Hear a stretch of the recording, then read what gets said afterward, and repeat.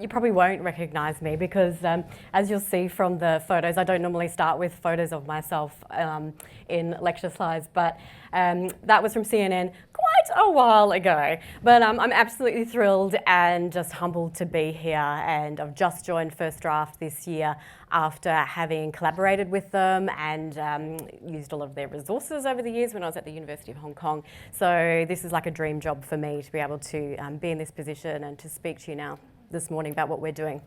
So that photo of me at CNN, that was back in 2002. And so this is before we had Twitter, before we had Facebook, before we were monitoring like we're monitoring now.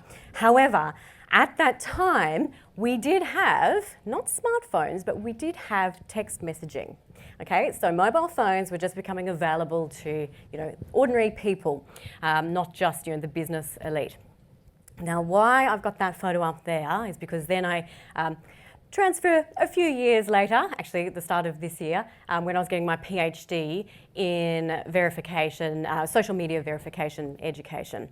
So in 2002, I've gone from looking at what's going on with just a handheld phone and text messaging to all of this that we're monitoring now, all of the different platforms.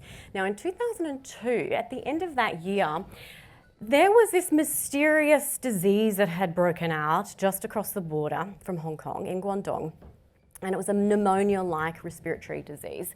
And no one knew that much about it. There was a lot of fear that was happening and surrounded about this. There were a lot of rumours going on, and a lot of information was being spread on that mobile phone, a lot of text messages.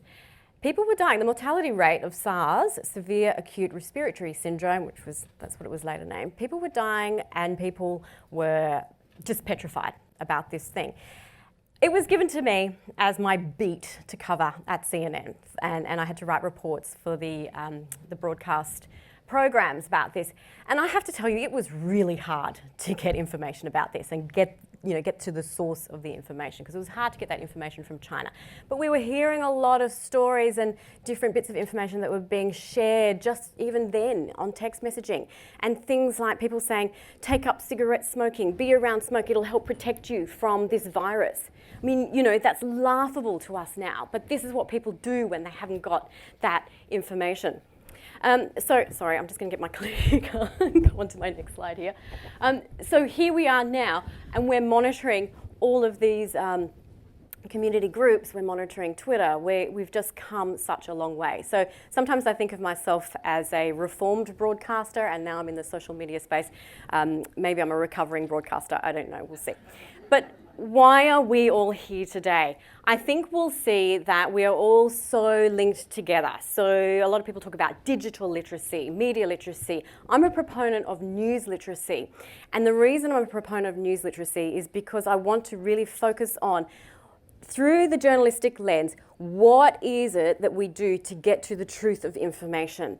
And I've mapped in my PhD studies the news literacy to media literacy. And there's a lot of different definitions and lots of different people focus in different ways. But I've mapped news literacy to media literacy, and the media literacy proponents like Renee Hobbs, who say students have to learn to stand on their own 2 feet. So when I was working with students at the University of Hong Kong, I really wanted this situation where they develop their critical thinking so that when I'm not there online for them at 2 in the morning when students are probably online and liking and sharing, how are they thinking? What are they going to do? So we developed a lot of tools for the students to use, but we were very much focused then on this critical thinking. And the focus was starting from journalism. How is journalism different to propaganda? We're hearing a lot about propaganda and state-sponsored misinformation campaigns at the moment. PR, entertainment, that's a bugbear of mine I'll get back to later. But I wanted students to know, well, what is quality information? And I just found the best way was to do that through a journalistic lens. And we're all here because it brings into so many things. It brings into not just teaching my university students, but primary school students, high school students, adults. I'm thrilled that we're going to be hearing about what's happening with adult education. cyber safety, cyber security. All of this we have experienced through the monitoring and through the programs that we were involved with at the University of Hong Kong.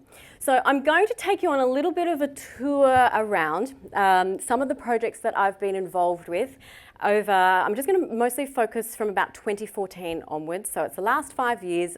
I'll cover about 5 continents, and I promise I'll do it in 5 minutes or thereabouts. So these are projects that I've been either directly involved with, or I've known the people who are involved, or in some cases targeted, or I've been fortunate enough to have colleagues that have told me a lot about their involvement. Okay, so we are starting in Hong Kong, and you can see the tall buildings in the centre of the picture. The tallest one there is the IFC, the International Finance Centre, and that really centres where we are on Hong Kong Island. To the left of the picture and up in the hills is where the University of Hong Kong is placed. And then I've marked out, I've been playing around with some of the Google tools, and I've marked out where a lot of the location for Occupy Central was. To the right, also on Hong Kong Island, we'll see a bit closer in the next slide, is where there's a tunnel.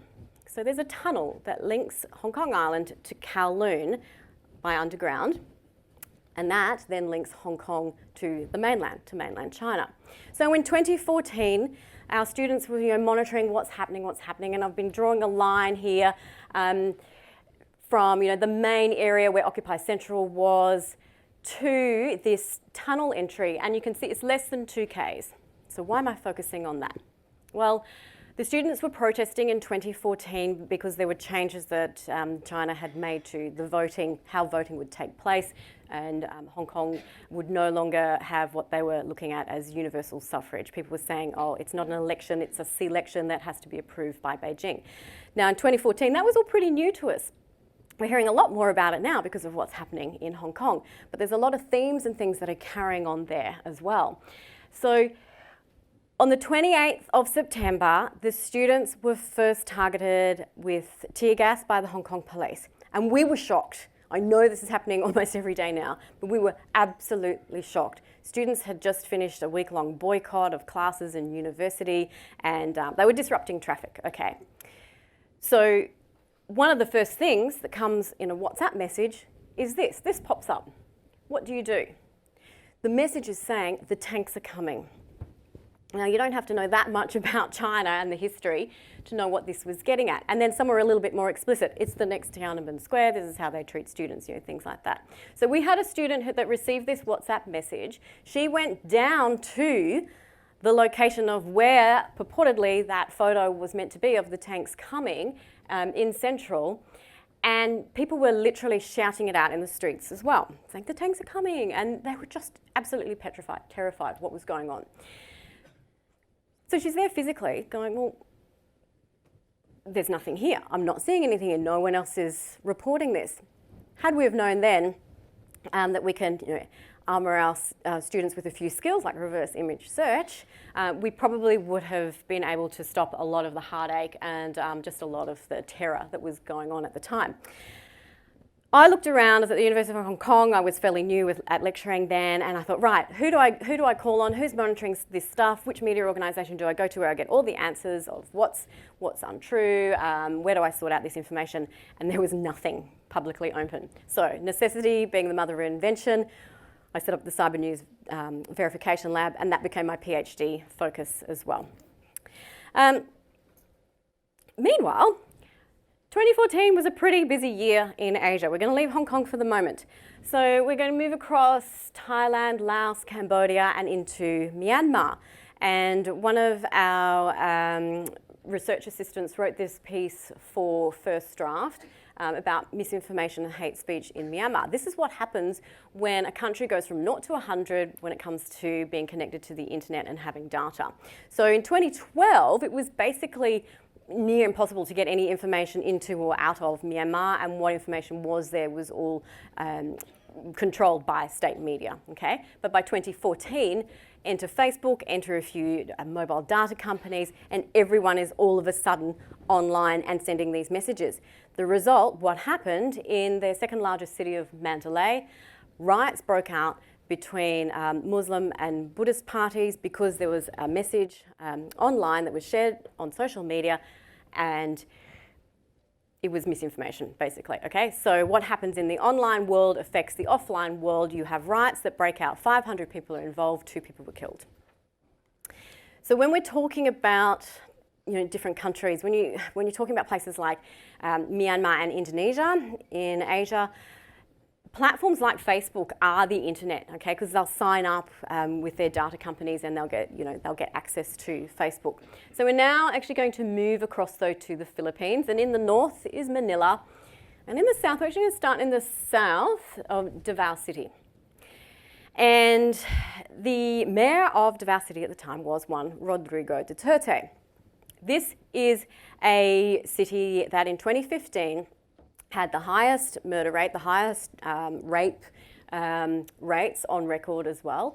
And also we were finding that they were highly engaged citizens when it came to online behaviour. In other words, being able to organise certain misinformation, disinformation campaigns. Then this only developed even more when we get to 2016, we have the presidential elections, and guess who becomes president? Well, Rodrigo Duterte. When you've got reporters like Maria Ressa, who I worked with at CNN International, she was a correspondent, foreign correspondent, and then an investigative reporter for them. Then she set up her own website, her own media company, Rappler. And her reporters questioned Duterte and said, well, what's this, your war on drugs? And within the first 11 weeks of Duterte bringing this in, he's going to fight, the war on drugs. Over 3,000 people had been killed because of these, summary, shootings and attacks.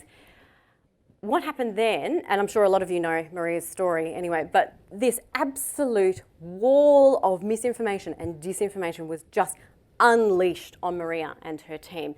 She was in Sydney last week and she was telling us that at the height of all of this, she was recording 90 messages an hour, death threats, rape threats, you name it, against her mother.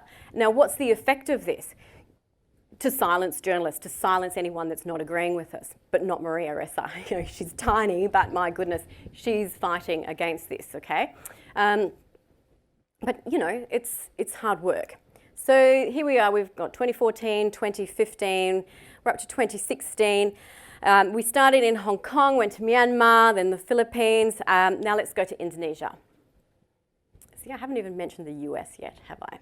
Lots of stuff's happening in Asia. We'll go to Jakarta.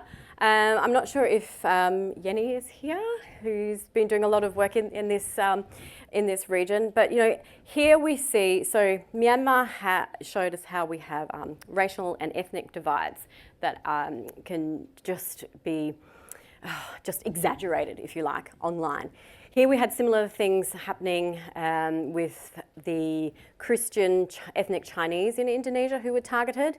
A governor of Jakarta, Ahok, was basically, he was put to trial and he was found guilty of blasphemy because a video of something that he said with regards to Islam was taken out of context, okay? This guy's put in jail over that. You've got other people who have memes created about them. There was a journalist with long hair who someone created a meme about this male journalist and said, oh, he is actually an activist. There's, a real life activist woman who, and the meme had this person, casting off their hijab in a, disrespectful manner against Islam. And it wasn't that male journalist. And at first it was kind of funny and he would just explain himself to people, but then it got to the point where people actually thought it was him who was doing this and responsible for this, and he was afraid for his life. Busy few years in Asia. Okay, finally I'm going to take us across to the US. That's a lovely view, quite like gardens. But what we're going to focus on is collaboration. So the students at the University of Hong Kong were also beta testing a platform, a Czech platform by Medan you may have heard of. It's helping them to think about different tools and show the steps in their verification and what they do to debunk information.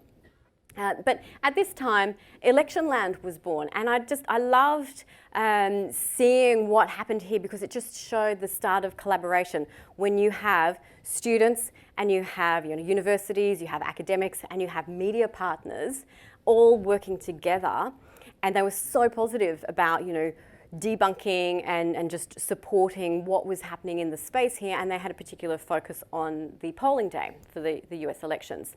And then this led to something that First Draft has been developing really well when it comes to collaboration, and that is the cross-check platform in France.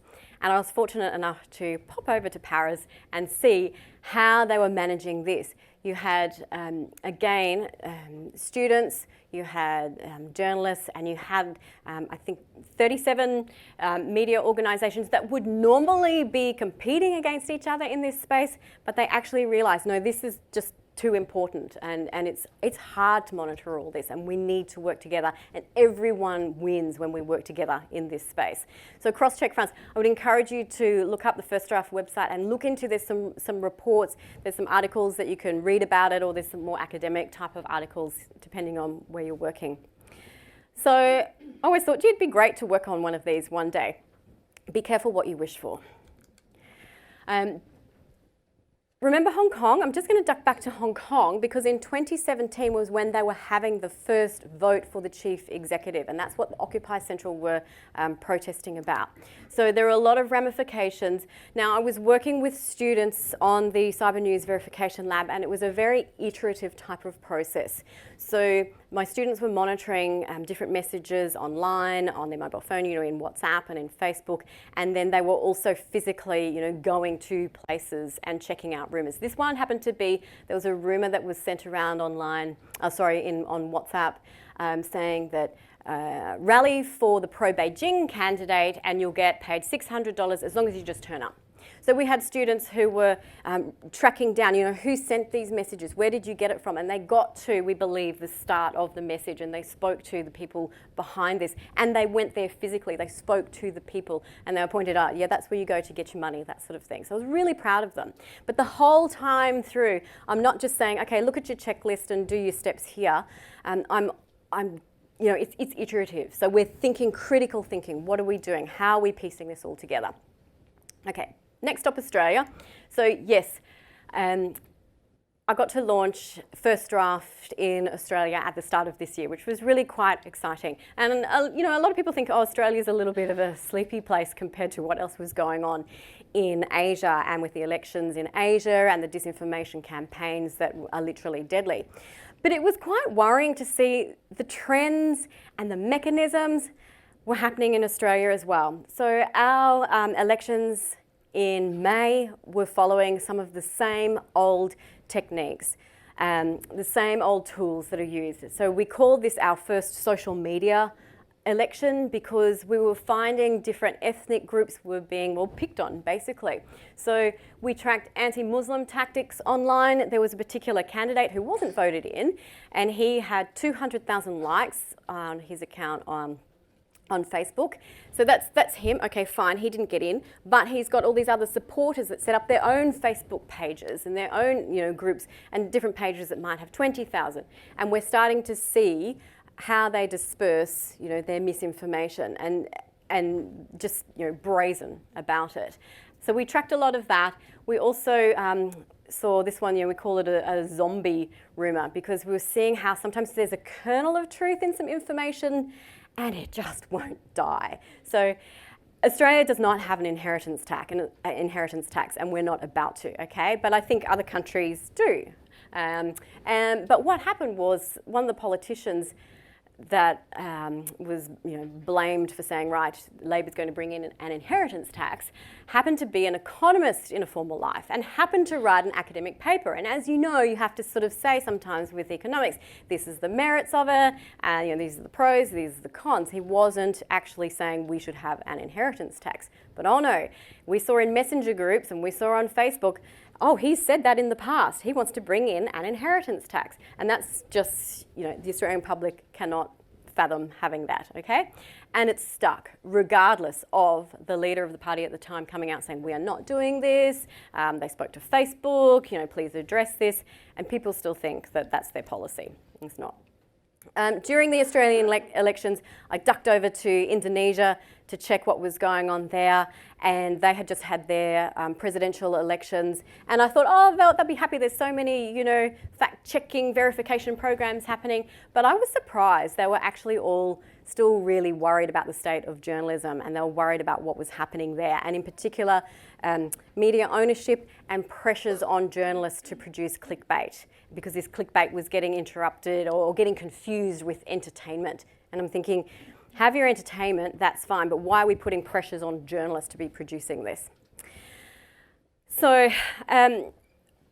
I'll go back to Australia and combine Hong Kong and some of the things we've been tracking as well now. The harassment and hate speech that's been developing online in Hong Kong, we've been seeing that again in Australia. Any sort of Australian reporters that are just reporting on this, they then become targets of misinformation and disinformation campaigns. So I'll finish off very soon, but I just wanted to show you, this is a great research paper that's come out with First Draft as well, if you want to look into the WhatsApp space. I was talking to some people before we started today.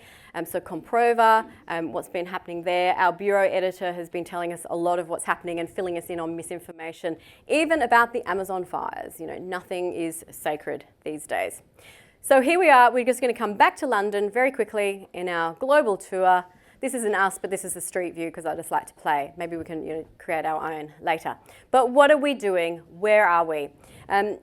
Papers like this from Claire Wardle can be a little bit frightening when we see the stark truth of misinformation's created a new world disorder. Our willingness to share content without thinking is exploited to spread the disinformation. Now, one of the things that I used to teach my students was have a 7-second delay. Before you like, before you share, have a 7-second delay.